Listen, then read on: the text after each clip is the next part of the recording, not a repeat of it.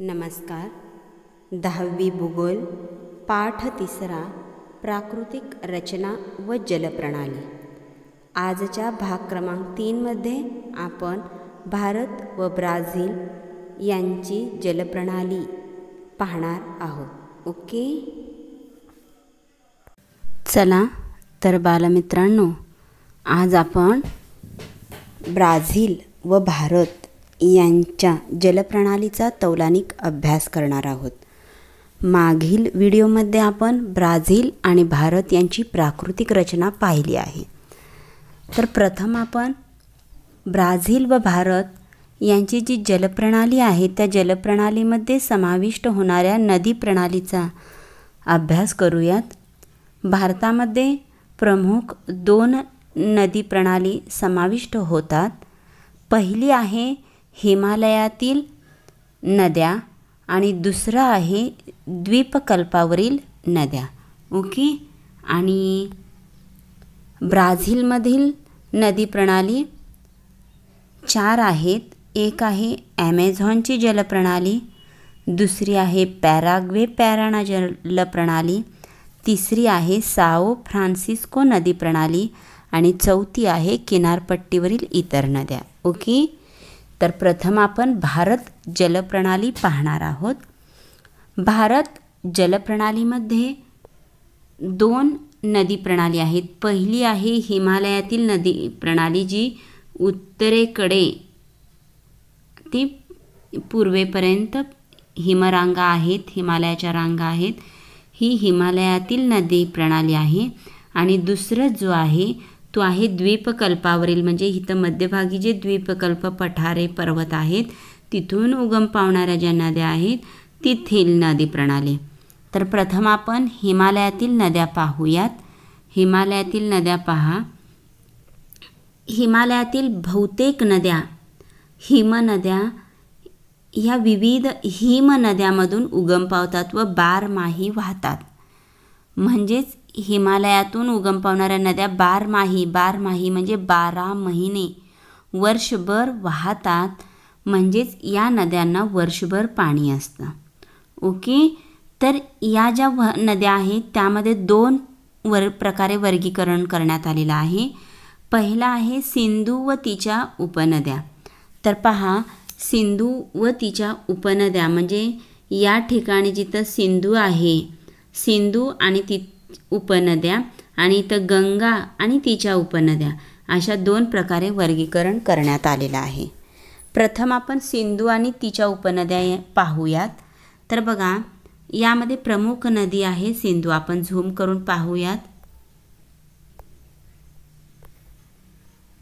बघा, या ठिकाणी तुम्हाला सिंधू नदी दिसली. तर पहा, या ठिकाणी सिंधू नदी आहे. मग ही मुख्य नदी आहे. सिंधू नदी ही मुख्य नदी आहे. आणि झेलम, चिनाब इथं पाहिला तर बघा, इथं झेलम आहे, इथं चिनाब आहे. रावी आणि बियास, हे रावी आहे आणि इथे बियास. या पश्चिम हिमालयात म्हणजेच जम्मू काश्मीर, हे जम्मू काश्मीर राज्य आहे, जम्मू काश्मीर राज्यातून वाहणाऱ्या नद्या आहेत. ओके, लक्षात ठेवला. मुख्य नदी सिंधू, तिच्या उपनद्या झेलम, चिनाब, रावी आणि बियास या जम्मू काश्मीर राज्यातून वाहणाऱ्या नद्या आहेत. आणखी दुसरी एक नदी आहे सतलज. बघा, ह्या ठिकाणी तुम्हाला सतलज नदी दिसेल.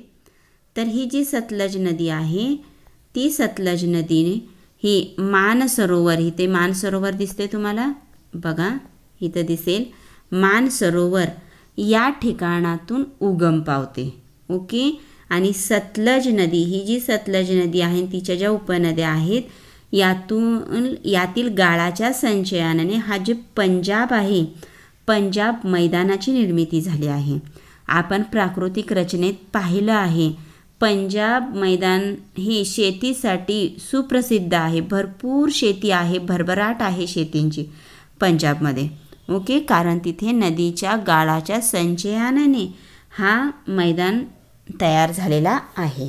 ओके, तर पुढे पहा, दुसरा भाग आहे गंगा नदी. मुख्य नदी गंगा आहे. हिमालयामध्ये तुम्हाला इथं गंगोत्री दिसतं. या गंगोत्रीमध्ये गंगा नदीचा उगम होतो. तर दुसरी आहे यमुना नदी.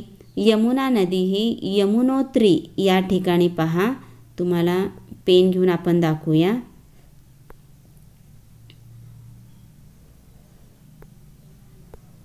यमुनोत्री बघा ह्या ठिकाणी, इथे तुम्हाला यमुना नदीचा उगम होताना दिसेल. ओके.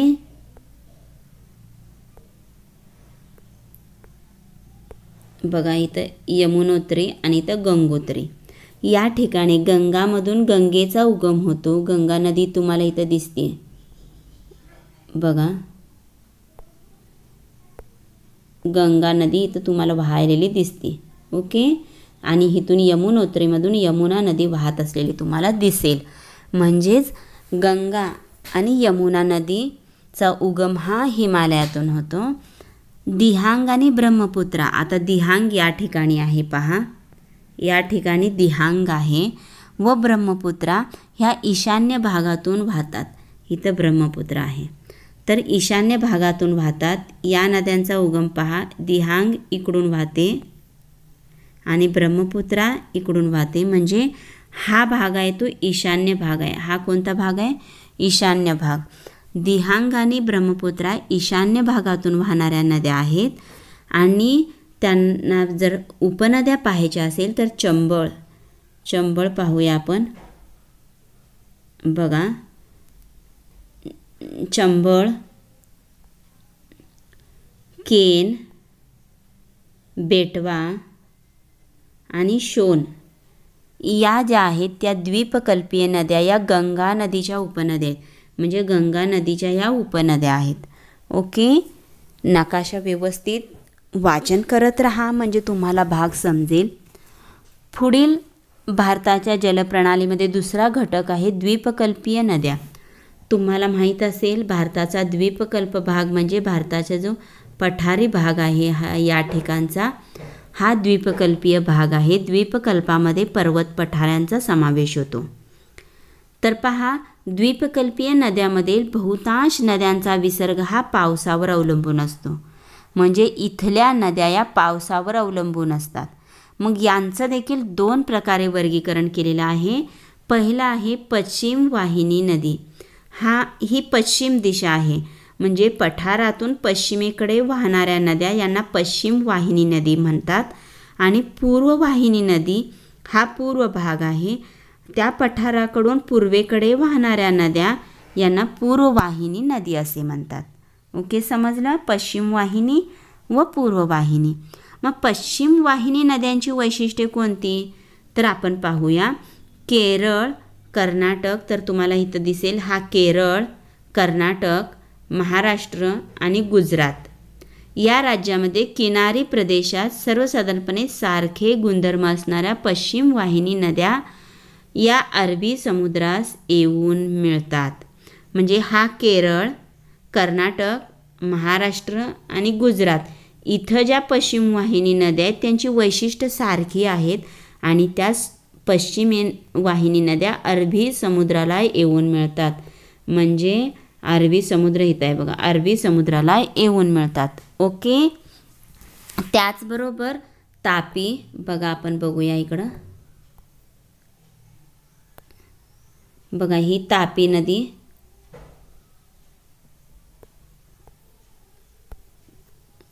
तापी नदी. पुढची आहे नर्मदा, ही नर्मदा नदी. पुढे आहे मही, ही मही आणि साबरमती. या ज्या नद्या आहेत या नद्या गुजरातमधील खंबातच्या आखातात येऊन मिळणाऱ्या नद्या आहेत. तर इथं खंबातचे आखात आहे. तर तापी, नर्मदा, मही, साबरमती या गुजरातमधील खंबातच्या आखातात येऊन मिळणाऱ्या नद्या आहेत. ओके. तर पहा ईशान्येकडून नैऋत्येकडे वाहणारी मही नदी आहे. ही मही नदी आहे जी ईशान्येकडून नैऋत्येकडे वाहते. नीट पहा, ही ईशान्य दिशा कोपऱ्यातली ईशान्येकडून ही नैऋत्येकडे वाहणारी नदी आहे. त्याचबरोबर अरवली पर्वताच्या दक्षिण उतारावर उगम पावणारी उत्तर दक्षिण दिशेत वाहणारी साबरमती नदी. ही साबरमती नदी तुम्हाला माहीत असेल, इथे आरवली पर्वत आहे. आरवली पर्वतापासून इकडं दक्षिण उतारावर वाहणारी, उत्तरेकडून दक्षिणेकडे वाहणारी, वरची दिशा उत्तर, खालची दिशा दक्षिण, म्हणजे उत्तरेकडून दक्षिणेकडे वाहणारी ही साबरमती नदी आहे. मग मी सांगितलं की इथं आरवली पर्वत आहे. आरवली पर्वताच्या पश्चिम उतारावर उगम पावणारी व अरबी समुद्रास कच्छच्या आखातात मिळणारी लुनी नदी. तर बघा, इथं आरवली पर्वत आहे. आरवली पर्वताचा पश्चिम भाग म्हणजे हा येतो. इथून वाहणारी ही जी लुनी नदी आहे बघा, इथून वाहणारी ही जी लुनी नदी आहे, ती नदी कुठे मिळते तर अरबी समुद्रास कच्छच्या आखातात. इथं कच्छचे आखात आहे अरबी समुद्रामध्ये, तर त्या कच्छच्या आखातात येऊन मिळते. ओके, आता आपण पूर्ववाहिनी नद्यांची वैशिष्ट्ये पाहूया. ओके, चला आपण पाहूया. गंगा, महानदी, गोदावरी, कृष्णा, कावेरी या प्रमुख पूर्ववाहिनी बंगालच्या उपसागरास मिळणाऱ्या नद्या आहेत. पहा बरं,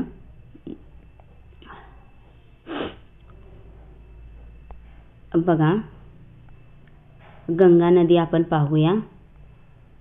तर पहा, ही गंगा नदी इथून येऊन मिळणारी. पुन्हा आहे महानदी, ही गोदावरी, कृष्णा नदी इथं आलेली आहे, कावेरी नदी इकडे. तर या सर्व नद्या आहेत बंगालच्या या उपसागरास येऊन मिळतात. ओके, गोदावरी, कृष्णा व कावेरी या तिन्ही नद्यांचा पश्चिम घाटाच्या पूर्व उतारावर उगम होतो. तर या ज्या गोदावरी आहेत, गोदावरीचं उगमस्थान आहे त्र्यंबकेश्वर, कृष्णा नदीचं उगमस्थान आहे महाबळेश्वर आणि कावेरी नदीचं उगमस्थान आहे ब्रह्मगिरी. तर या तिन्ही नद्या पश्चिम घाटावर उगमस्थान असलेल्या असून त्या बंगालच्या उपसागरास येऊन मिळतात. ओके, गोदावरी ही पाणलोट क्षेत्राच्या दृष्टीने भारतातील दुसऱ्या क्रमांकाची नदी आहे. ही जी गोदावरी नदी आहे ती पाणलोट क्षेत्राच्या दृष्टीने भारतातील दुसऱ्या क्रमांकाची नदी आहे. गोदावरी नदीच्या दक्षिणेस कृष्णा नदीचे खोरे भीमा आणि तुंगभद्रा या कृष्णा नदीच्या प्रमुख उपनद्या आहेत. ही जी गोदावरी नदी आहे हिच्या दक्षिणेस म्हणजे खालच्या बाजूला आपल्याला दिसेल इथे कृष्णा नदीचे खोरे आहे. बघा, इथं कृष्णा नदी आहे, कृष्णा नदीचे खोरे आहे. त्याचप्रमाणे भीमा, इथं भीमा दिसेल तुम्हाला, भीमा आणि तुंगभद्रा या नद्यांच्या प्रमुख उपनद्या आहेत. म्हणजे भीमा आणि तुंगभद्रा या नद्यांच्या उपनद्या आहेत. ओके, ही जी कावेरी ही नदी आहे ती कर्नाटक व तामिळनाडू राज्यातून वाहणारी नदी. ही या नदीचा फार पूर्वीपासून जलसिंचनासाठी वापर होतो. कावेरी ही नदी इथं कर्नाटक आणि तामिळनाडूतून वाहते. ओके, जलसिंचनासाठी याचा वापर चांगला होतो. ओके, तर आपण यानंतर ब्राझीलची जलप्रणाली पाहणार आहोत. ब्राझीलचा नकाशा आपण ओपन करूया. ओपन झालेला आहे. तर ब्राझीलची राजधानी आपण पाहूयात. ब्राझीलची जलप्रणाली आपण पाहूयात. ओके, तर पहा ब्राझीलमधील महत्त्वाच्या नद्यांची जलप्रणाली. पहिला आहे ॲमेझॉन नदीची जलप्रणाली. तर तुम्हाला इथं ॲमेझॉन नदीचे खोरे दिसेल. तर या ठिकाणी तुम्हाला ॲमेझॉन नदीची जलप्रणालीची वैशिष्ट्ये पाहूया. पेरू देशातील अँडीज पर्वतरांगेच्या पूर्व उतारावर ॲमेझॉन नदीचा उगम होतो. पेरू देश आणि अँडीज पर्वतचा पूर्व उतारावर उगम आहे. पाण्याच्या विसर्गाचे प्रचंड प्रमाण आहे. ॲमेझॉनच्या मुखाजवळ अटलांटिक महासागरात अनेक बेटांची निर्मिती आहे. हा जो मुख आहे इथं अटलांटिक महासागर आहे. इथे अनेक बेटांची निर्मिती झालेली आहे. ॲमेझॉनच्या पात्रांची मुखाजवळील रुंदी 150 किलोमीटर आहे. हे ॲमेझॉन नदीचे जे मुखाजवळील पात्र आहे याची रुंदी 150 किमी आहे. ॲमेझॉनचे बहुतांश पात्र जलवाहतुकीस योग्य आहे. म्हणजे हे जे पात्र आहे ते जलवाहतूक करण्यासाठी उपयुक्त आहे, योग्य आहे. ओके, तर पुढची जलप्रणाली आपल्याला आहे पॅराना आणि पराग्वे. तर आपण बघा पराग्वे नदी आणि पॅराना नदी या ठिकाणी तुम्हाला पुढची जलप्रणाली दिसेल. ही ब्राझीलच्या नैऋत्य भागात आहे, ही नैऋत्य दिशा आहे. आणि ब्राझील आणि पॅराना ब्राझीलच्या दक्षिणेकडील अर्जेंटिना देशातील प्लाटा नदीला मिळणाऱ्या नद्या आहेत. तर ह्या दक्षिणेकडे आहेत असून ती प्लाटा नदीला मिळणाऱ्या नद्या आहेत. ओके. पॅराग्वे आणि पॅराना दोन्ही नद्यांना ब्राझीलमधील अतिदक्षिण भागात असलेल्या उरुग्वे नदीला ब्राझील उच्चभूमीच्या उतारावर पाणी पुरवठा होतो. इथं उरुग्वे नदी आहे बघा. तर हे पॅराना, पॅराग्वे आणि उरुग्वे तिन्ही नदीला इथं ब्राझीलची उच्चभूमी आहे. यातील उतारावरून दक्षिणेकडील उतारावरून पाण्याचा पुरवठा होतो. ओके. तर आता पुढील नदी आपल्याला पाहायचं आहे साओ फ्रान्सिस्को नदी. तर इथं तुम्हाला साओ फ्रान्सिस्को नदी तुम्हाला दिसेल आणि या नदीचं संपूर्ण पाणलोट क्षेत्र ब्राझीलच्या हद्दीत आहे. म्हणजे पूर्ण पाणलोट हे ब्राझीलच्या हद्दीत होते. ओके. ब्राझील उच्चभूमीच्या पूर्व भागात पाणलोट क्षेत्र आहे. तर हे ब्राझील आहे, हा त्याचा पूर्व भाग आहे आणि इथे पाणलोटचे क्षेत्र आहे. 1000 किमी अंतरापर्यंत उत्तरेकडे वाहणारी व त्यानंतर पूर्वेकडे वळून अटलांटिक महासागरास मिळणारी नदी आहे. तर ही पहा 1000 किलोमीटर ही साओ जी आहे ती उत्तरेकडे वाहते. वरची दिशा उत्तर आहे, वरच्या दिशेने वाहते आणि पुन्हा पूर्वेकडे वळून ती अटलांटिक महासागरास मिळते. ओके. तर या नदीच्या मुखाजवळ 250 लांबीचा जलवाहतुकीस योग्य असा भाग आहे. आता चौथा भाग आहे किनारी प्रदेशातील नद्यांची वैशिष्ट्ये. तर किनारी प्रदेश म्हणजे याला किनारा लाभलेला आहे अटलांटिक महासागराचा. तर या किनारी प्रदेशामध्ये कोणत्या नद्या आहेत? तर त्या नद्या ज्या आहेत त्या कमी लांबीच्या आहेत. किनाऱ्यावरील प्रदेशात दाट लोकवस्ती असल्यामुळे या नद्या महत्त्वपूर्ण आहेत. मग कोणत्या नद्या बघा, इथं आहे परानिबा नदी आणि इकडे आहे इटापेकुरू. यात उत्तरेकडे वाहणाऱ्या व उत्तर अटलांटिक महासागराला मिळणाऱ्या नद्या. उत्तरेकडे म्हणजे वरील बाजूस वाहतात आणि अटलांटिक महासागरात जाऊन मिळतात. त्याचप्रमाणे पुरागू आकू ही साल्वाडोर शहराजवळ अटलांटिक महासागराला मिळणारी नदी आहे. तर पहा अटलांटिक महासागराला मिळणारी ही नदी म्हणजे पुरागू आकू. ओके. तर अशा प्रकारे भारत आणि ब्राझील ची जलप्रणाली आपण पाहिलेली आहे. इथे पाठ संपलेला आहे. या पाठाचे 3 भागाचे व्हिडिओ वेगवेगळे अपलोड करण्यात आलेले आहेत. 3ही व्हिडिओ एका पाठोपाठ पहा आणि पाठाखालील स्वाध्याय पूर्ण करा. धन्यवाद.